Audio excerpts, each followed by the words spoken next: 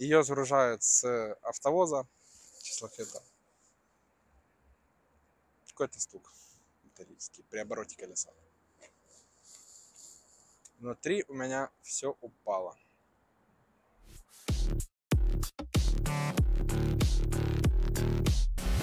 Итак, закончили мы на очень неприятной ноте, а именно стук, когда она съехала с эвакуатора.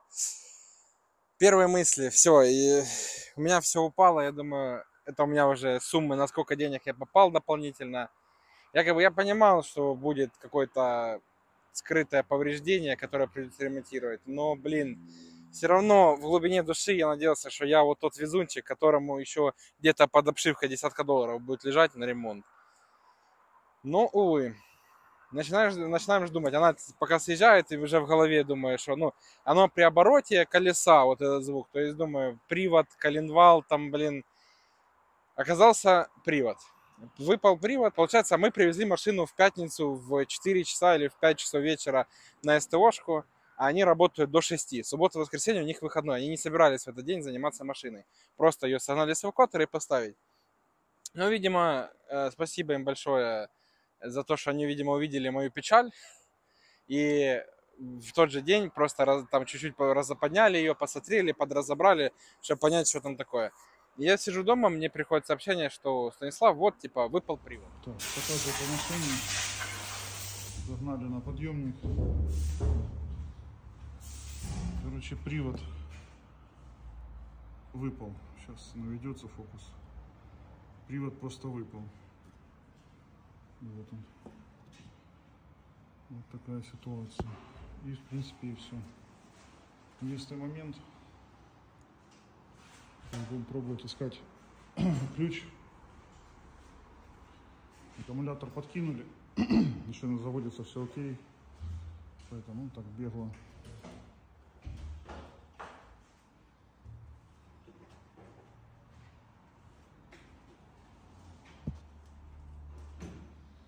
Так, вроде бы по ней все целое.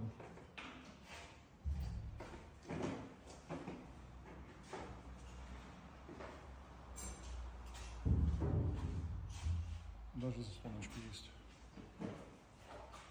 Я ж такой думаю, ладно, выпал и выпал, классно, вставим, поедем. И я что-то вот за выходные у меня как-то не пришла мысль, что просто так он не выпадает, и вряд ли он станет на свое место. Да, с понедельника разбираемся, они говорят, нет, типа, ну, привод порвало, и его надо менять. Когда лапой грузили, такие моменты есть. Криминала я в этом никакого не вижу. Так, коробочка сухая, все классно. И кронштейн двигателя. Вот он. По подушке визуально все хорошо, она не вытекла, сухая. Ну, кронштейн, я думаю, видно. Вот здесь, потом вот там вот сверху, вот еще есть. Вот он, причем сломан. Попало много смазки на шрус, со шруса попало много смазки. С салимблока смазку вымыли, чтобы не разъедало. Ну, это все понятно, это все вымыться, приведется в порядок, чтобы это все чисто было и красиво, и аккуратно. То есть это все приведется в порядок. Поэтому пока больше проблем не выявлено никаких. То есть, ну, как бы такие моменты, щёсы где-то, что-то. Так, что еще? Так, в принципе, пока вот тоже лапой грузили. Вот, видите.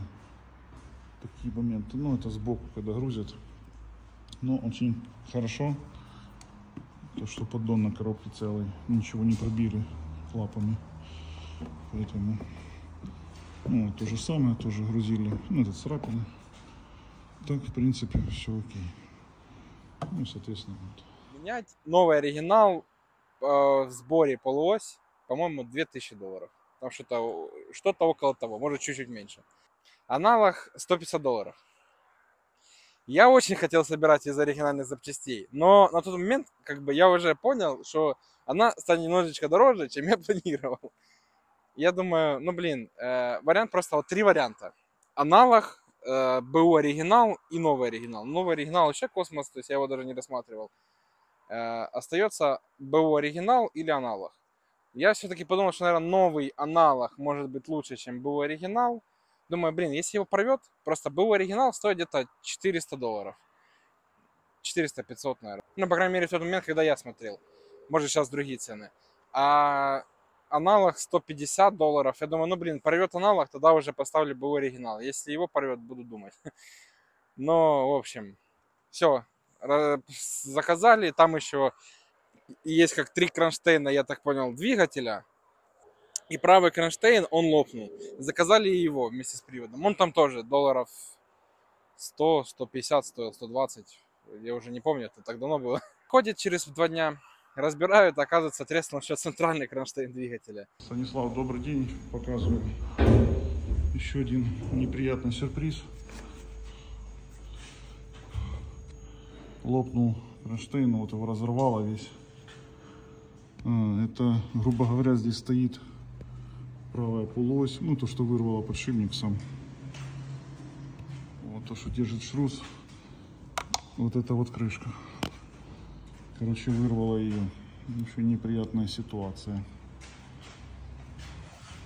И вот масло потекло. Так что будем снимать, демонтировать, искать, в чем, собственно говоря, там проблема. Кронштейн вот, ну, привод. Сняли кронштейн, вот он сломан. Креплений живых не осталось, то есть вот он, его под замену. К счастью, на поддоне, вот поддон двигателя, сейчас фокус поймает, вот это вот все поддон двигателя. К счастью, еще здесь посадочное место же было под кронштейн, все целое, никаких трещин, видимых дефектов не обнаружено. Поэтому пока, скажем так, все. Его заказывают, еще 3 дня идет. В общем, такое время затратное получилось мероприятие, что оно у нас где-то заняло, да если я не ошибаюсь, 1,5 недели, грубо говоря. Чтобы поставить машину на ход, а пока не поставим машину на нормальный ход, они ее по СТОшке не смогут нормально передвигать, и из-за этого не дефектовалась морда. По итогу все поставили, да, классно. Разобрали, отдефектовали морду после этого. Так, по машине показываю. Вот эту часть нужно подрихтовать немного, это мы подрихтуем. Сейчас, в данный момент, по лонжеронам визуально никаких нареканий, все хорошо. Опять же, это все проявится конкретно после сборки, когда будет новая установчая панель, так называемая. Вот, будет новая установчая панель, это будет уже потом понятно, ну и при сборке, опять же, всех этих вещей. Потом по радиатору, вот есть подстон, набила пылью, здесь утечка, ну и вот в таком вот он состоянии. То есть вот здесь примято, вот здесь что-то заметано, она целая. То есть вот в таком он состоянии, так называемый радиатор кондиционера. Я считаю, что можно попробовать восстановить. Вот, будем пробовать восстанавливать. Радиатор двигателя окей, целый, поэтому вот такая ситуация. Ну, интеркулер условно целый тоже. Поэтому пока в процессе вот так. Скинули мне типа список запчастей. По морде тоже такой момент, когда я машину только выиграл, я понимал, что это где-то телевизор, на него, ну там узелки, все в сборе телевизор, фары рестовые, бампер, капот, ну, ноздри, решетка. Как я ошибался. Там все не так просто. Да и потом, пока она плыла, я уже смотрю, что как будто бы и телевизор менять не надо, что там типа по удару как будто вошло просто усилки поменять. А оказалось, что нет. Телевизор все-таки пришлось заказывать, искать. А еще тоже момент, когда я просчитывал примерно ремонт машины, я открываю OLX и смотрю телевизоры, оно что-то тоже. Ты смотришь, цепляешься за самую дешевую цену и думаешь, ну четко, типа, все, цена дешевая будет, и от нее отталкиваешься в просчете. И я тогда увидел телевизоры за $500 примерно, там плюс-минус $100. Да, оказалось телевизор 1200 в сборе. Плюс я еще абсорберы отдельно заказывал. Короче, достаточно финансово невыгодное вложение оказалось. Начинаю искать запчасти. Да, тут тоже вариант типа оригинал, БУ оригинал, аналог. Я хотелось, конечно, максимально собирать по оригиналу, но цены оригинала от аналога X2, поэтому у меня все получилось немножко гибридно. И получается, что капот у нас Китай алюминиевый, бампер китайский, а телевизор вот этот в сборе получился частично, усилки все оригинальные, новые, что-то оригинал БУ, что-то китайское. Короче, где безопасности такие вот моменты, я все с оригинал собирал. Где там пластики такое, то все собиралось либо БУ оригинал, либо в аналог, смотря там разница в цене какая была. И получается у нас, что ну, телек, короче, гибридный, капот, бампер Китай, фары оригинал, задние фары Китай. В принципе, я думал, на этом список запчастей закончится. Но мы к этому вернемся чуть позже. Параллельно с этим она пока там дефектовалась, то ждалась, то. Я регулярно приезжал, заезжал, заглядывал, блин, ну так кайфую, классно. Она внутри там все вот эти... Ну так классно, блин, пощупать это, когда ты ждал это, блин, 105 дней. И есть моменты, там был прокуренный салон, ну, скорее всего, шмалью. Что при погрузке вилами погнули там какие-то крепления, задний бампер чуть был не по зазорам. Погнули рычаги задние, ну там не критично, мы их не меняли. Так, показываю, вот один рычаг, вот он. Потом второй рычаг, вот он подогнут, вот так. По салону, в принципе, мусорка какая-то была общая.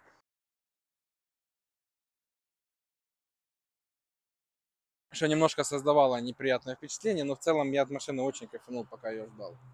Момент еще был аккумулятор сдохший приехал. Ну, это частое явление тоже. Его поставили на зарядку, он там что-то пару дней заряжался, а по итогу зарядился и перестал высаживаться. Думаем, о, на аккумуляторе сэкономили, потому что аккумулятор новый, хороший, 12 тысяч. Это, ну, $300. Крыло надо рихтовать, оказалось, хотя бы изначально по удару этого не видно было. Капот, я надеялся, можно спасти, он там чуть-чуть был, ну как, он не чуть-чуть был погнут, но как бы надежда, что его спасут, была. И в целом, если бы это был не алюминиевый, сказали, что его бы и спасли. И даже алюминиевый могли бы, но ребята, у которых я делал, они просто сказали, там идет как такой двойной слой металла загнутый и еще уголок. И вот этот уголок порвало и разорвало. И они сказали, если бы не вот это расслоение в этом месте, то они бы, может, и попробовали бы его даже вытянуть. Короче, попали еще на капот. Шильдики. Ну, так по мелочи вообще очень немаленький список. И в процессе это все еще так долго искать там, сям, в разных местах. Что-то они заказывали, что-то я сам искал. Повезло еще, где телевизор, там есть кассета радиаторов, 3 радика в ряд. Повезло, что погнулся только первый, и более того, он погнулся так, что его еще и починили. Его выгнули обратно, все, там утечка была в одном месте, точечка вообще. Его нормально там, по-моему, я отдал за это $100, около того, чтобы его выгнали, отремонтировали, а новый радик там тоже 300, 250, 300, если не ошибаюсь. Параллельно с этим, пока ждем все вот эти запчасти, я приезжаю, потихоньку начинаю разбирать машину, выставляю там фонари старые на продажу, фары битые, капот, ну, что-то вот это все, что можно теоретически продать и получить за это деньги, чтобы отбить хоть часть ремонта. Параллельно с этим еще у меня 2 года валялся руль от Lexus, потому что я только когда LX купил себе руль с подогревом, перешил, поставил его, а старый у меня валялся, я его пробовал продать, не захотели почему-то люди покупать, а я что-то выставил, он у меня отлетел с первого просмотра. А BMW-шной запчасти нет. Потом я поснижал цены, по итогу, да, отлетели. Фары передние забрали, фонари уже забирали, а я думал, фонари вообще не отлетят. Уже забирали, но что-то ему не понравилось, там, что в разъеме была вода, зеленка, ну, короче.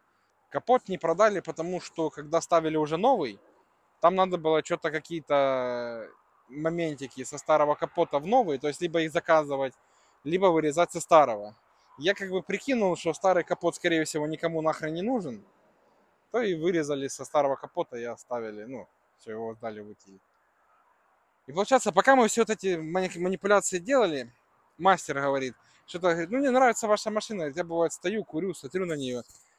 Говорит, я вижу, что фара чуть-чуть задняя, фонарь, не по зазору. Думает, а ну немцы ж так не делают.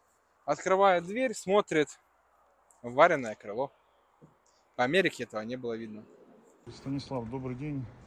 Стоял возле машины, обратил внимание, что стоп стоит как-то неправильно.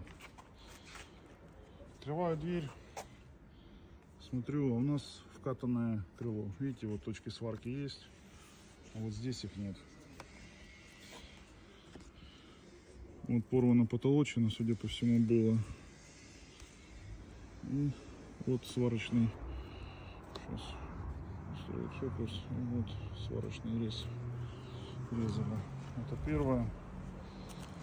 И второе, я так думаю, когда будем делать машину, надо вот эту сварку, которую вкатывали, я думаю, надо, наверное, разобрать обшивку, ну и обработать нормально, по-человечески это сделать. Короче, вот такая ситуация.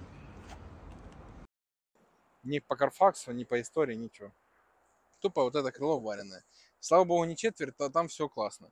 При этом до этого мы еще заметили, что машина, вот эта сторона как раз и покрашена, две двери и крыло, но покрашена под прибор, покрашена в цвет. Просто мы по зернистости увидели, что она чуть-чуть отличается. Зернистая, шагрень. С фарами получился момент такой. Я когда их искал, как бы Китай стоит там в районе $500. Я нашел за $1000 пара, а Китай 500 за пару, на всякий случай. За $1000 пара, типа оригинал был Shadow Lion. Я же думаю, о, классно, супер. Если спрашиваю, точно оригинал? Они говорят, точно. Я говорю, все, классно, заказал. Пока они едут, я заехал там к пацанам на профильный сервис БМВшный, где у меня там друзья обслуживаются. Говорю, пацаны, я привезу вам фары, вы сможете посмотреть, сказать, что это точно там оригинал, не оригинал? Да, конечно, привозите. А за сколько взяли? Я говорю, 1000. Я говорю, за фару? Я говорю, за пару. Они говорят, ну, мы искали вот недавно клиенту, там полгода назад, Shadowline на джишку, 3300 евро за пару. Я говорю, ну у меня БУ. Они говорят, это БУ. Я приуныл, говорю, а Китай сколько стоит? Говорят, по-разному, но типа хороший Китай может там, ну и до $1000 стоить. Типа, говорит, Китая бояться не надо, типа нормальные фары, это просто, ну типа вопросы в долговечности. Но в целом светит хорошо, все встает, нормально, зазоры. Я думаю, ладно, ну тогда я привезу, скажете, у меня паленый Китай или еще более-менее нормальный Китай. По итогу фары приходят, я их забираю, привожу. Выходит человечек, мы разбираем, она там в пленке была, смотрит. Хм, хм, хм. Короче, я так понял, что его смутила только цена. Он сказал, что дословно, не могу на 100% сказать, что это оригинал. Потому что я так понимаю, я надеюсь, что его смущает только цена. Потому что меня смутило еще на фаре, там есть моментик, китайские символы на пластике. И я подумал, что, наверное, все-таки Китай. Спрашиваю, что в месте, где покупал, говорю, а что это за китайские символы? Они говорят, это унифицированная фара, там этот. Думаю, ладно, допустим. Потом на одном сервисе, где по итогу я фары перепиновывал, потому что они шрестовые, у них другой пин идет. Мне мастер сказал, что на оригинальных фарах таких китайских иероглифов нету. Но потом мне попались видео с рестовыми пятерками, оригинальными, не битыми, собранными, где человек как раз объяснял, как отличить китайскую фару от оригинала, точнее оригинал от Китая. И там на оригинале были тупо такое же, как у меня. Поэтому я на 99% надеюсь и уверен, что у меня оригинал. И буду думать, что у меня оригинал. Но с фарами какой момент? Да, у них пины рестовые и дорестовые разные. То есть надо искать, кто перепинует. Потому что на моем сервисе нет электрика сейчас. И я нахожу одну контору. Все, там договариваемся. Привожу им фары.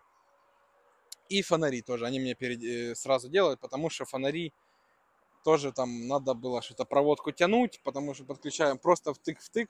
При том, что не китайский, там с пинами все норм. Но с поворотником моргает и красный, и желтый.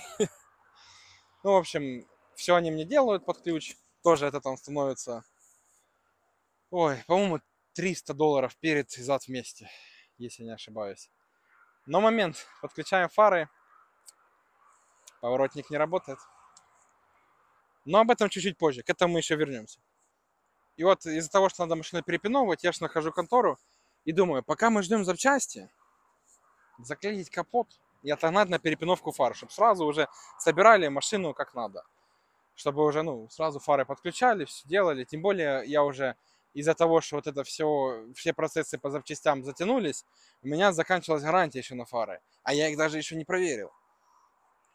В общем, договариваюсь с СТОшкой, они Мне там на стяжке, на М-скотч, как сказали, до 160 км в час можно ехать. И мы выдвигаемся на СТОшку перепинывать фары. Тут еще такой момент, когда все это с запчастями началось, что вылезло по подвеске там моменты, запчасти, я к машине очень редко перегорел. Она настолько меня просто достала уже, что это все так тянется, что это все надо искать, все это смотреть, проверять. И время. Я уже, ну, посещали мысли, что просто она только собирается, раз фотка, два фотка и на продажу. До момента, пока я не перегонял ее на фары. Я сел, она классная. Но это я просто сел. Но когда я поехал, это непередаваемые были эмоции. Просто сразу вот с нажиманием педали выгорание к машине просто улетучивалось. И мы выезжаем. Заезжаем на заправку, потому что американцы топливо не залили. А она как-то вот странно на перекрестках вибрировала. Думаю, ну ладно, она может не собрана там в аварийном режиме, еще что-то. Но мы приезжаем на заправку. Там на узкая заправка, я что-то задом сдавал. На задней передаче очень сильная вибрация чувствуется. Думаю, блин, ну, все так же думаю, что она просто может в аварийном режиме каком-то. Заправились, выезжаем, проезжаем километр, может. И на перекрестке, перекресток, много машин, у меня второстепенная, надо быстро проскочить. А на перекрестке еще такая, как колея, небольшие кочки. Я газом нажимаю, ну не в пол, но надо подрывается нормально. И на кочках еще так тук-тук. И вот после вот этого тук-тука появляется звук. Звук стука при обороте колеса. Снова.